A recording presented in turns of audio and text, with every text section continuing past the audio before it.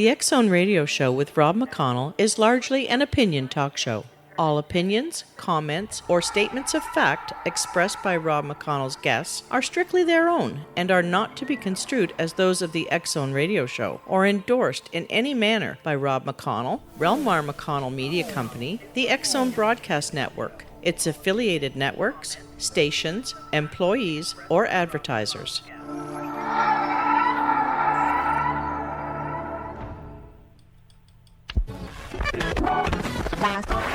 All Hit Radio.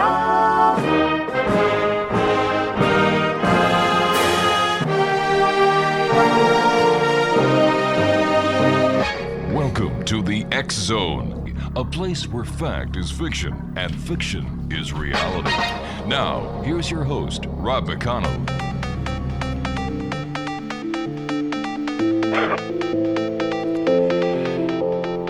And welcome back, everyone. This is the X-Zone. I am Rob McConnell. We're coming to you from our broadcast center in Hamilton, Ontario, Canada, on the Mutual Broadcast Network, TalkStar Radio Network, X-Zone Broadcast Network, and the all-new IPBN Radio Network.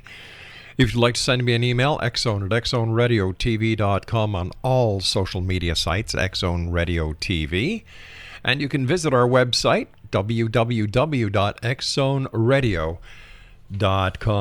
And did you know that while you're on the road with limited data or Wi-Fi, you can still listen to the X-Zone with yours truly, Rob McConnell, and my good friend Jeremy Scott in Dark 30, and every minute of the entire Mutual Broadcast Network day by calling 605-562-4204, and that's courtesy of the TalkStream Live.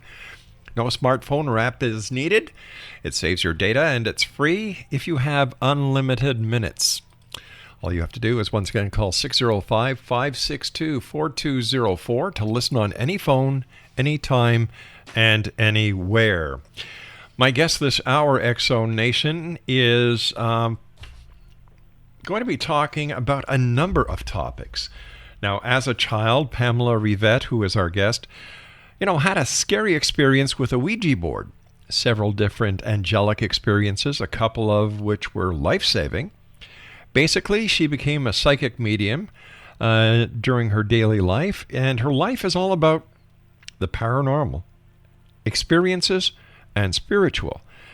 She has even channeled Archangel Michael one time, and then asked him not to do it again because his energy wiped her out. He and I still talk all the time, as does she also communicate with Archangel Gabriel, Raphael, and Anel. As a matter of fact, Michael and Raphael came together through automatic writing and gave her an emotional, mental, spiritual healing program almost 7 years ago that works when done correctly. Joining me now to talk about this and much more is my guest, Pamela RIVETTE. And Pamela, welcome to the X-Zone. Thank you, Rob. Pamela, what was... I'm sorry, dear? I said it's nice to meet you. Oh, it's nice talking to you, too, as well. What was it like when Archangel Michael, the warrior, the protector, the greatest of all archangels, came to you? What were you doing, and how did it affect you? Well, believe it or not, it was through a chat-based program for one of the companies I was working for. A lady asked me 2 questions. One was about her boyfriend, and the other was about her life and where it was supposed to be going on a spiritual road. And I remember answering her question about her boyfriend, and then I blacked out. And then I don't remember anything till like an hour later because it shows the minutes on the program. And I asked her if she was still there because she wasn't saying anything. And I was like really chilling and like really, I don't know how to put it. It was just like I was really, really, really buzzing, I guess you could say. And she says, yeah, why? I go, well, you're not saying anything. She goes, well, I didn't know if Michael was finished. I go, what do you mean? She goes, apparently Michael's been talking to me this entire time. He's been telling me all kinds of stuff. I go, yeah? She goes, yeah. Well, later on I read back through it. This was quite a few years ago. But I couldn't do it right off the bat because as soon as I got off the chat program with her, I had to go to sleep. I was like so wound up, I had to lay down because it was just so draining. And apparently my roommate told me I slept for 3 days. I don't even remember getting up and going to the restroom. And she said Wow. I did. I just don't remember it. But it wiped me out. So I made an agreement with him that I had no problems him coming to talk, but never take me over again because I just can't handle his energy. It's too strong. I would imagine so, but have other archangels come to you? So talk to me. I took permission away when Michael did that for anybody to channel. But they talk to me all the time. Like about 7 years ago, as you were stating, Michael and Raphael came together and they gave me a spiritual program to basically help this one lady out through automatic writing. And so far to date, everybody I've placed on the program, as long as they complete it into its entirety, it helps them tremendously. I had one client a few months back came to me. She said her shrink referred her. And I'm thinking, as far as I know, I don't have any shrinks as clients. All right, Pamela, we're going to take a little bit of a break here. We have to take our first 2-minute commercial break. Exonation Pamela RIVETTE is our special guest. www.houston-psychic.com. And we'll be back on the other side of this break as we continue here in the X Zone from our broadcast center in Hamilton, Ontario, Canada. My name is Rob McConnell. Don't go away.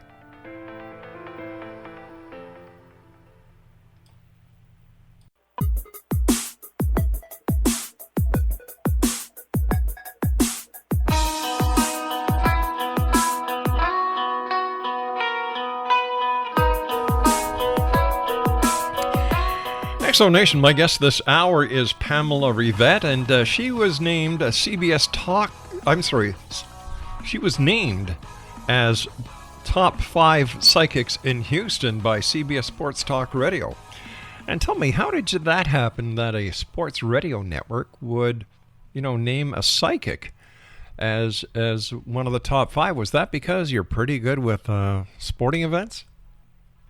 Well, I don't prefer to do sporting events. What happened was it was like around the time of that last presidential election, and I said Obama was going to get it, but I also one of the interviewers, one of the talk show guys, he had me do a reading for him and asked me about his relationship with him and his girlfriend, and I nailed it to a T. That'll make a believer out of a skeptic, won't it? Yeah, one of the other guys that I wasn't reading, because it was a 2-team person doing the interview. Right. And the other person, he was a skeptic until then, and he said, "No, Moss, I give up. I believe." Because I told him exactly what was going on in their relationship. That'll do it. It was funny. That will do it. Listen, why do you think the angels came to you? Well, for one, I'm open to hearing them, and I always pray and ask every night before I go to bed for when I have customers call, whether it's a company I work for or through my own website itself. I always ask for them to help me give the guidance that the person that's coming to me is in need of, so that way I can help better their life. How can a caller or somebody seeking psychic advice tell the difference between a real psychic and a psychic who is a fraud? Well, for one thing, a real psychic's never going to tell you that you have a curse or negative energy surrounding you and you need to send them extra money to get rid of it. That's one. The other way is that, like with me, I just get the first names of the people that they're wanting to ask about or the name of the place, and then I get very general questions. I don't want any background information in the question at all. Say like someone's asking about a relationship that's ended and they want to know if they're going to return. I don't want to know all that. The way they would ask, let's say the guy's named Bob and hers Julie, on the current path Bob's on, will he and I end up together in the future, or what's going to happen with us in the future, or what's his thoughts, what's his intentions, what are his feelings. I don't want to know what's going on, because a good psychic should be able to tell you what's going on, because you don't want a psychic who's going to feed off of what you've already said. Gotcha. How do you prevent people from being dependent on you as a psychic? That's a hard one. I've outright had to turn people away before. Because I have people always ask me, I guess because they're used to other psychics they've been to, telling them when to come back. Right. And they'll ask me, well, when should I come back in? I go, it's up to you. And they're like, really? I go, yeah, when you feel there's a need, come on in. If you don't feel there's a need, don't worry about it, because I'm not here to live your life for you. I'm here to guide you to a happier, healthier life, but you need to live it. Just like with the guides and the guardians, sometimes they're really detailed in their answers. Other times they can be very invasive and cryptic, kind of like just like a little short couple word message. Right. And that's it. But what they say happens. You know what I mean? Mm-hmm. But they're not going to give the whole detail, because you've got to live through it so you can learn the lesson you're meant to learn. Because when we're spiritually in level 6, which I've been told it's called the guff by the spirits that have been in there, we as spirits, when we get to the guff, we can make one of 3 choices. We can either go to heaven and rest for a while, go to heaven and rest permanently, or we can immediately jump back down and learn more lessons. Well, if we choose to do that, we choose what lessons we're going to learn, and then we choose our parents that's going to best set us up to learn those lessons, and then we're reborn, which is kind of like a soul pack situation. That's why sometimes there's some questions that cannot be answered, because once you know the future, you can change the future.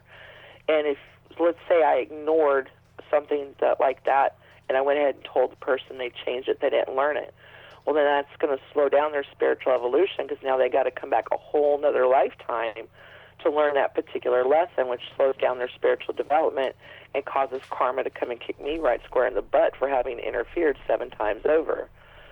So I'm one of probably the few psychics that try to take responsibility in that manner of not interfering in any life lessons that they've decided to learn when they were in level 6. How many different levels of psychics are there? Levels of psychics, I'm not too sure, but spiritual realms, there's 7. Earth is number 1. Right. Number 2 is what they call the void, which is a period of darkness, which is where a spirit will go when they first cross over, to where they can learn to communicate with those they left behind, or say that they were murdered. They might stay there till their death's vindicated, or if they did something bad while they're here, they might be scared to go into the light, so they'll stay in there till whatever. And then there's level 3, which is actually the entrance into the light. Then there's level 4, which I've caught one in there before, and it's so beautiful. It's like a rainbow-colored crystal cavern as you go towards the light further. Level 5, they call the time machine, which is where they can go back in the lifetime that they just left, so they can relive brief moments in time to see what they didn't learn when they originally went through the situation, so they could take the lesson with them. Level 6, as explained a minute ago, is called the guff. Right. And what goes on there. And then level 7 is the heaven. And I've caught a few in heaven as well. And so far, the ones that I've caught in heaven makes me believe that heaven is what we want it to be, because of what they've shown me. It's always like their happy place, but you'll still see the misty type stuff coming up off the floor or the water or wherever there it is that their happy place is. And this one lady, I did a mediumship reading for her, and the place I described after her grandmother told me that she was in heaven, and I described exactly what I saw. She said that was the place her mother lived in up in the mountains. I described it to a T. Well, that was what she considered to be her heaven, and that's where she was. Wow. What happens if a person commits suicide? What happens to them? Do they go to heaven? Do they go to hell? Are they put in the middle? There's so much controversy on this fact. Based on what you know through your own experiences, what happens? Well, for the longest time, I actually believed, as the Bible stated, we're condemned to hell for all eternity. But then I started doing the mediumship part of what it is that I do, and actually came across people, spirits who had killed themselves. And the way they explained it is, say like they were meant to be here on Earth till they were 80, and they committed suicide when they were 30. Well, for the next 50 Earth years, they relive everything that brought them to the point of suicide, the act of suicide, and how it affected everyone they left behind. Once they reach to that point when they were supposed to cross over, they can cross over just like everybody else can. So, yeah, eventually they can go to heaven, too, as well. They just have to go through what they called a tempering of the soul. And if you think about it, if you're going to commit suicide, it's because your life was a bunch of BS anyways. That's right. That's right. So if you have to relive that repeatedly over and over and over, why would you do that to your spirit, because it got you to the point the first time here to do it, to kill yourself. So why would you want to do it if you got to relive that over and over and over till you were supposed to die? That's an excellent point. Like, why do we have to keep coming back? Because there's way too many lessons to learn just in one lifetime, and you have to learn the opposite. Just like, of course, imagine you know who Ted Bundy is. Sure. You know how he killed all those co-eds. Yes. Well, either in a past life or in a future lifetime, he will be the victim of a serial killer, because he has to learn the opposite side of that. Just like, say, somebody dies of cancer in this lifetime. They may end up in the next lifetime having a family member who dies of it, but they themselves will never have to go through that illness ever again, because they've already learned the lesson of going through that illness. So, but what is the purpose? I understand what you're saying about we have to learn the good and the bad, but to what extent? When does it end, and what happens when it ends? Well, that goes basically up to the level of spirits up in heaven, actually. Mm-hmm. We have the regular human spirits, which they can make the decision at any time, in their spiritual progression to just stay there in heaven. Then we have the guides and the guardians, which are actually human spirits that have led a fairly large amount of lifetimes in their past. Right. Which is actually what's known as our true soulmates. They're people who've been with us in past lives that's followed us over in spirit form, that's chose to watch over and guide us. Then we have the regular angels of God, as I call them. Mm-hmm. Then we have the archangels. Then we have Jesus Christ, and then we have God our Father. So there's 7 levels of spiritual beings there in heaven. So it just depends upon how many past lives you've led, right, and the knowledge you have on what level you end up being when you're there. Let's say that somebody asks you to communicate with someone on the other side, and you do what you do in order to get the message out to the ether that, let's say, Julie wants to talk to Bob on the other side.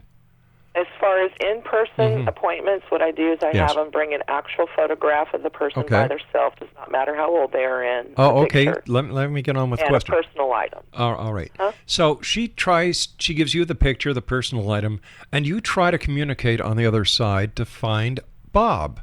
But Bob has been on the path to reincarnation. Bob is already here, somewhere else, as a child. What would happen? Someone as a member of the family actually interferes and lets us know they've already been reborn. Oh, wow. Does that happen often? A couple times. I can't say it has happened often, but it has happened where somebody else has already been reborn. And they'll even tell you, like, when they were reborn, and most of the time the family recognizes the aspect of the timing I gave as to when a child entered into the family. Fascinating. When we come back on the other side of the news, I'd like to talk to you about Ouija boards, especially since you had a scary experience with a Ouija board when you were very young. So yeah, I'll never touch. You'll never touch another one, eh? Well, right. I'll never touch one. Okay, so stand by. Exonation, our guest this hour is Pamela RIVETTE. And, there we go. And Pamela is a psychic. She was voted and named as one of the top 5 psychics in Houston, Texas. Her website is www.houston-psychic.com, and we'll both be back on the other side of this break as we continue investigating the world of the paranormal and the science of parapsychology from our broadcast center right here in Hamilton, Ontario, Canada. My name is Rob McConnell. The website, www.xzoneradio.com. Don't go away.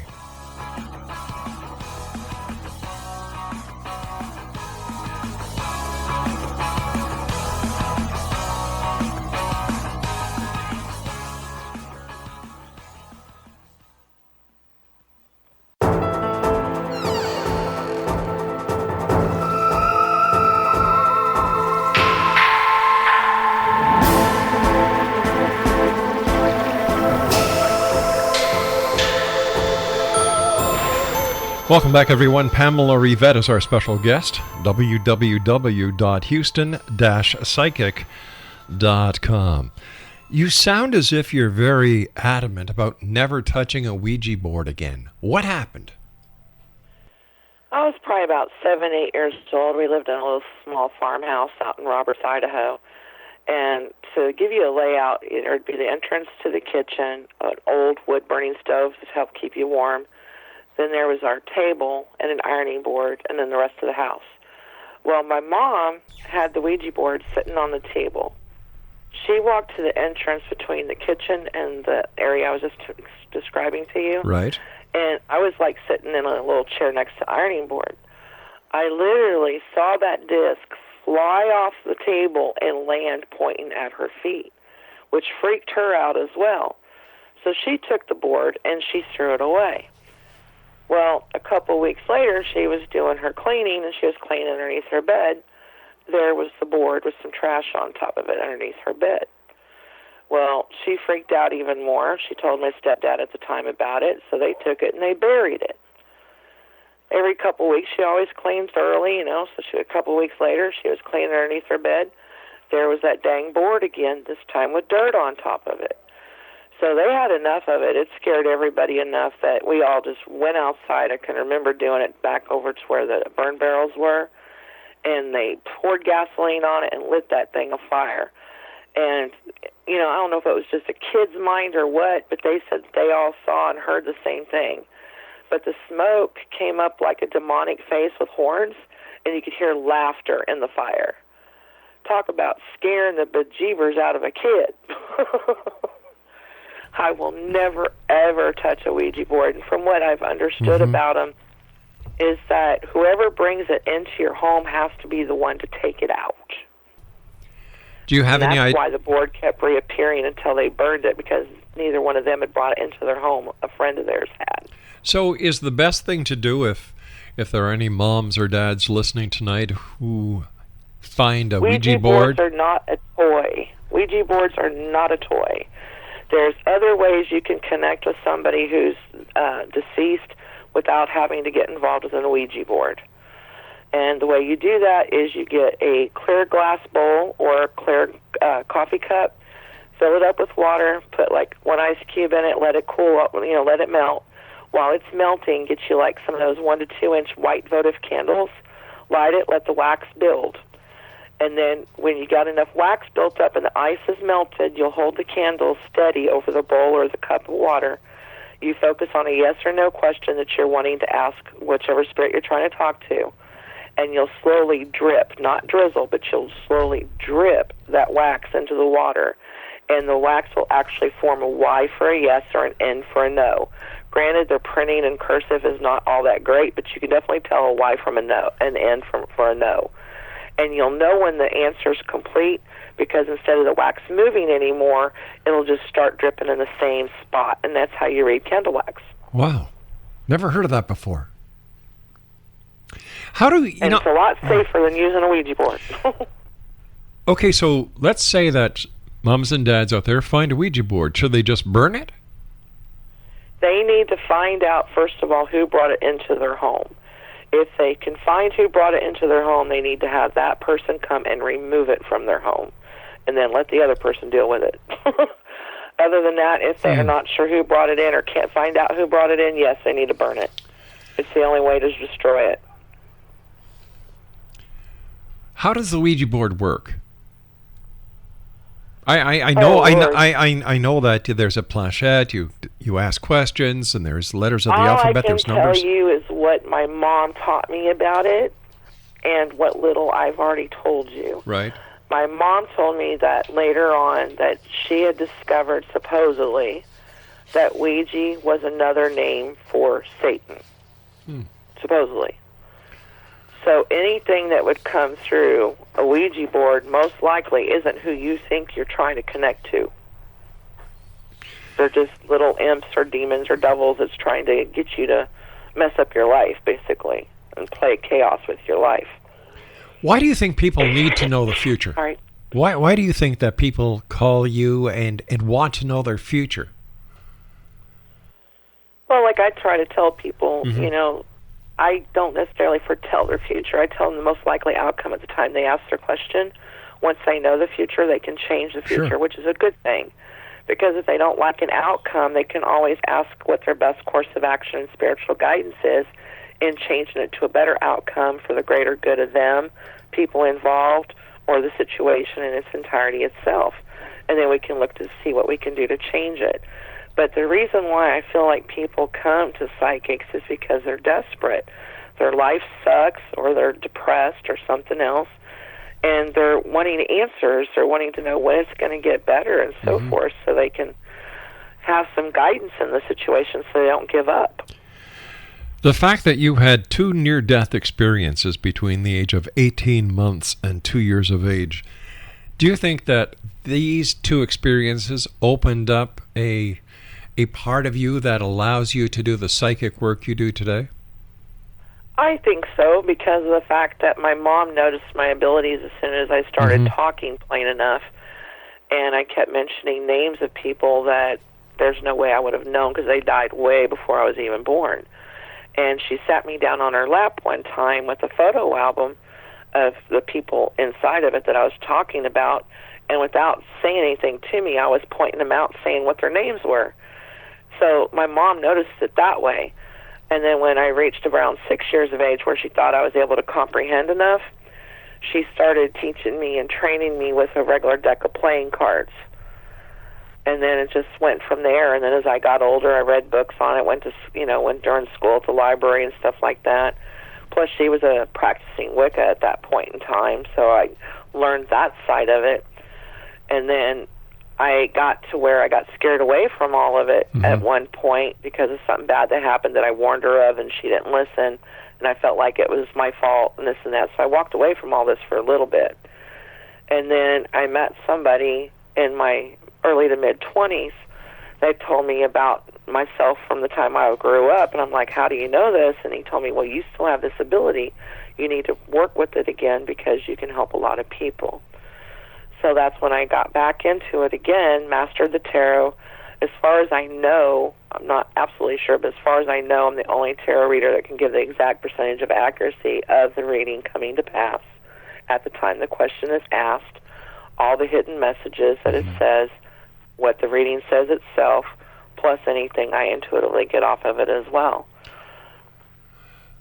If you're sitting down and communicating with the other side, all right, and this, I would imagine, are spirits who are in a totally different dimension, totally different realm than us.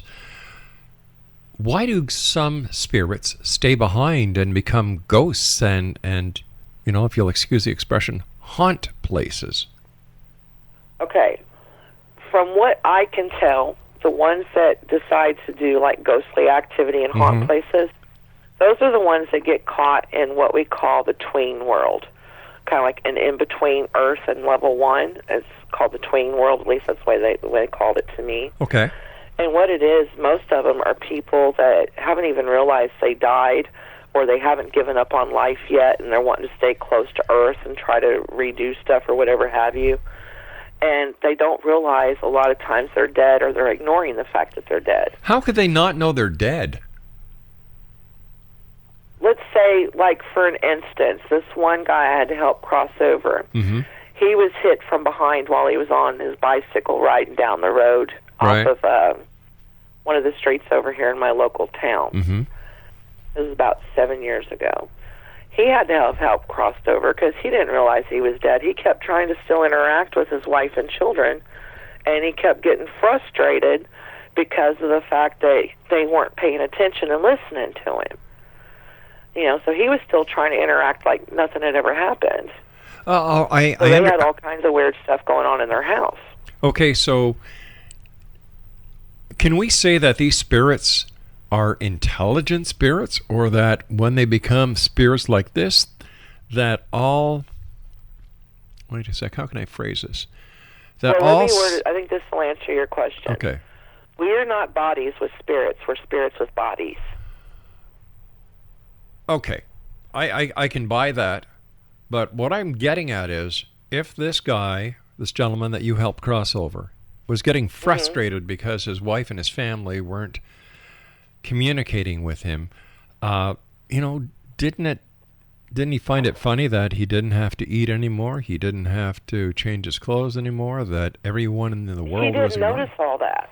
How can we say they there's... don't notice that. Then how can we... It's kind of like they're caught in a loop. Oh, okay, I understand that. So how can we attribute any intelligence whatsoever to a ghost like that?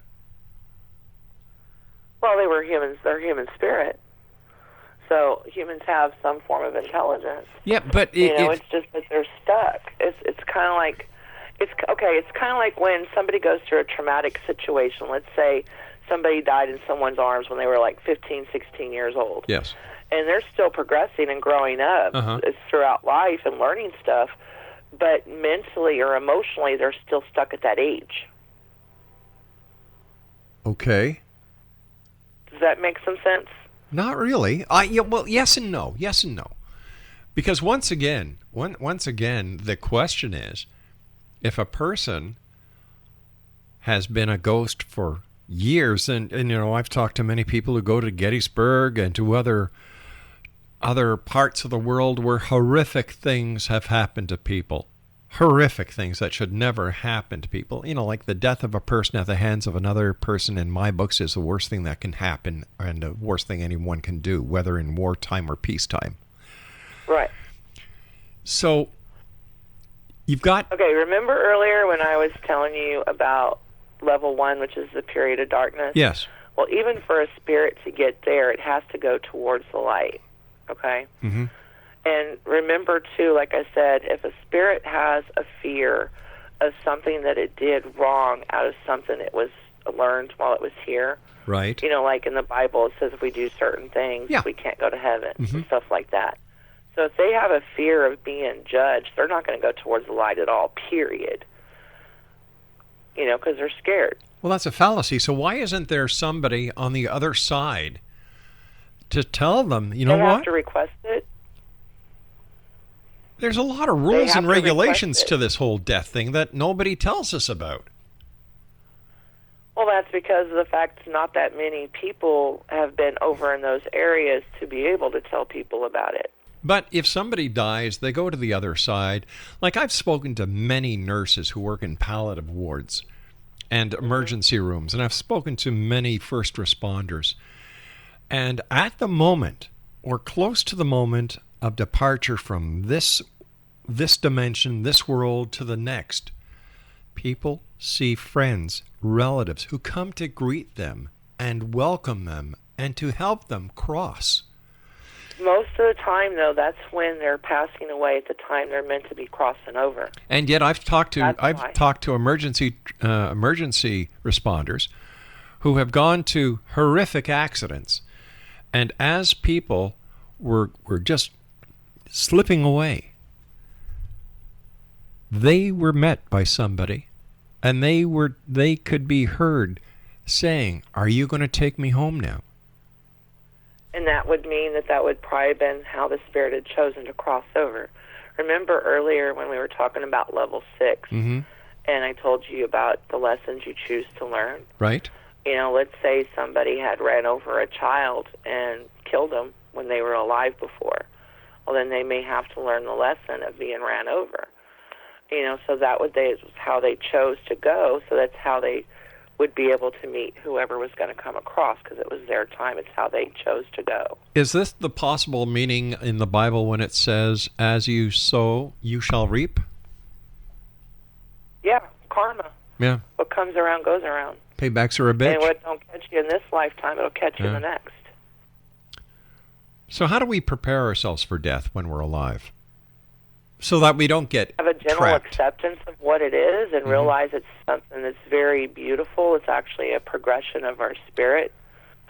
To give you an example, when my grandmother passed away and she partially raised me, I can remember seeing her in the coffin. I can't remember anything else. I totally freaked out. And then when my grandfather passed away, like 11 years later, I had already learned everything that I've learned. And I actually delivered his eulogy. And the only thing that teared me up was some of the memories that was coming off the audience, the people in the funeral. Yeah. one of the images I saw was him and my grandmother figure skating around the ages of 18, 19 years of age. I didn't understand it. Wow. But it was such a beautiful thing. And I went to her sister after I was done doing the eulogy, and I told her about it. She goes, well, that's the memory I was having while you were up there. And I said, well, what's the deal with it? She goes, you didn't know? I go, no. She goes, your grandparents could have been in the Olympics if they wanted to be, but she got pregnant with your mother. And I never knew it. So, I hate funerals. I really hate funerals because they are so sad. And I've often wondered why we don't celebrate this person's life like the Irish do. Well, see, here's the thing. Every human being has different ways of digesting things. Mm-hmm. You have people with scientific minds, you have people with spiritual minds, and you have people with religious minds. You also have different types of people and how they deal with emotions. So it just depends a lot of what we've gone through and how we were raised on how we're going to respond. Does that make sense? It certainly does. It certainly does. But as I said, I think that society should have a better understanding of death. What happens? Well, one of the reasons why they don't is because they're fearful of it, and they don't realize exactly how beautiful death can be. Because everybody thinks, well, okay, well, if I'm not taken up with all these thousands of people that God takes up towards the end of the world, then I'm never going to get to heaven. I'm never going to reach that gate. So I'm afraid of it because I don't want to go to hell and I don't want to get caught in limbo. Oh. So they have that fear because they don't know what's on the other side. They have certain beliefs that sometimes that when you're dead, but that's not true. Well, there's two facts. Our spirit does live on. There are two facts that I know. You're here for a good time, not for a long time. That's number one. And number two, hell is here on earth. We'll be back on the other side of this break as we continue here in the X Zone from our broadcast center in Hamilton, Ontario, Canada. My name is Rob McConnell. I'll be back on the other side as we wrap up this hour. Don't go away.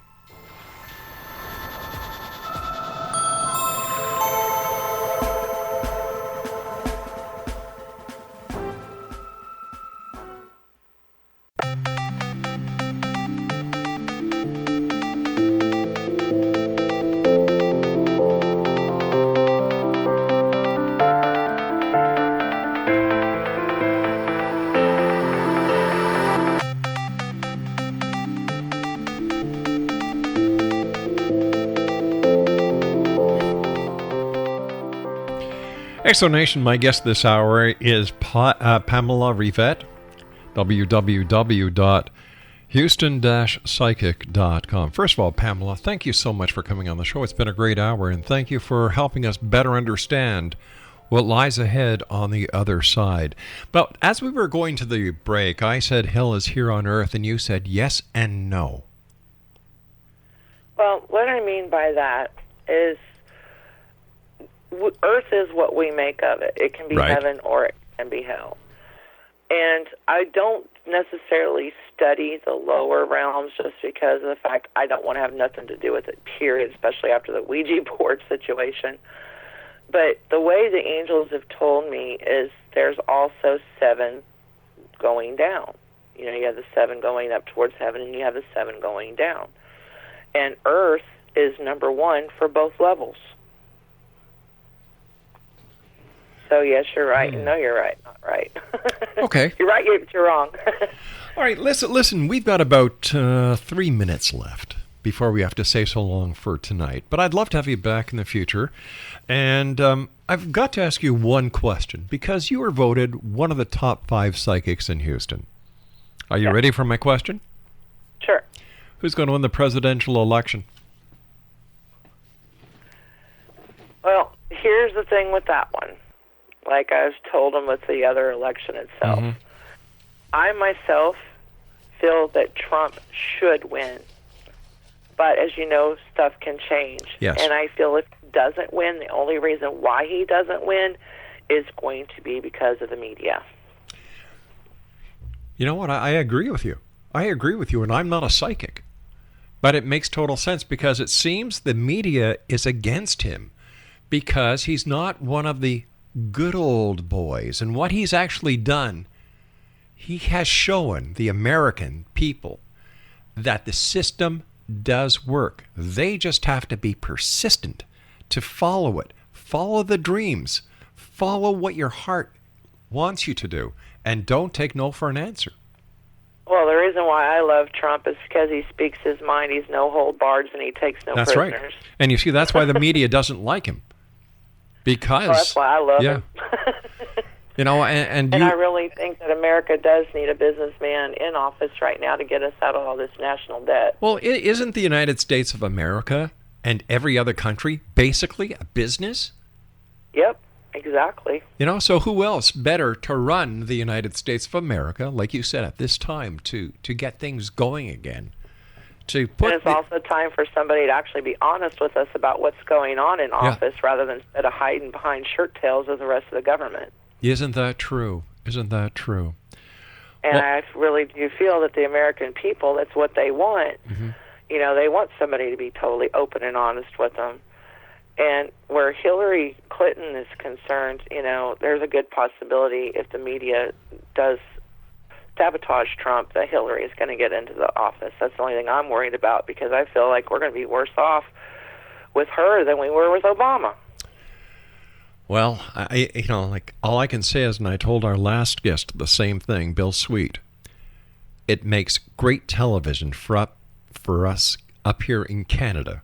Better than the O.J. Simpson trial. So thank you. Yeah, it'd be kind of like a make me laugh type program. Well, what he's done is what everybody said that he shouldn't do, and that's turn the presidential race now into a reality show. So until the next time we meet, Pamela, thank you so much for sharing your time with us, and the very best to you until we speak again. Well, thank you for having me, Rob. My great pleasure. Exonation, if you'd like to find out more about Pamela, visit her online at www.houston-psychic.com. And we'll be back on the other side of this break as we continue here in the X Zone with yours truly, Rob McConnell.